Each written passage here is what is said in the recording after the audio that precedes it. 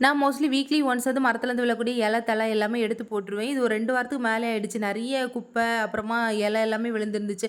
அத எல்லாமே கிளியர் பண்ணலான்னு சொல்லிட்டு, பாப்பாவ ஈவினிங் பக்கத்தில விளையாட விட்டுட்டு, நான் வந்து எல்லாத்தையுமே கிளியர் பண்ணிட்டு இருந்தேன். நான் மணி பிளான்ட் வந்து 2 வாரம் ஆனனால, நெறைய கொடி வீசி கீழ வந்து படுத்துடுச்சு. அதனால வந்து அத எல்லாமே கொடியெல்லாம் ஏத்தி விட்டுட்டு, கட் பண்ண வேண்டியத கட் பண்ணி விட்டுட்டு இருந்தேன்.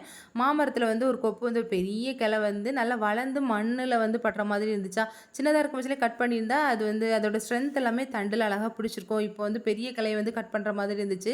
கட் பண்ணி எதுக்கு வேஸ்ட்டா தூர போடணும். வெளியில போட்டா ஆடு சாப்பிட போகுது. வெளியில நெறைய ஆடு எல்லாமே வருமா, அதனால அதுக்கு வெளிய தூக்கி போட்டுட்டேன். சப்போட்டா சின்னதா இருக்கும் பட்சத்தில இந்த கம்பு வந்து குடுத்துருந்தேன். இப்போ நல்லா பெருசா வளர்ந்து பூ, பிஞ்சுன்லாம் வச்சிருக்குது. இந்த டிராகன் ஆல்ரெடி ஒரு ஷார்ட்ஸ்ல வந்து சின்னதா இருந்துச்சு. அப்போ வந்து அதான் ஒரே ஒரு கிளை மட்டும் வந்துருந்துச்சு. அத அப்ப கட்டி விட்டுருந்தேன். இப்போ ஒரு 4, 5 கிளை நல்லா பெருசாவே வளர்ந்துருச்சு. அத கட்டி விட்டுட்டு இருக்கும் பட்சத்தில பாரிஜாத பூவோட அவ்வளோ ஒரு மனம்.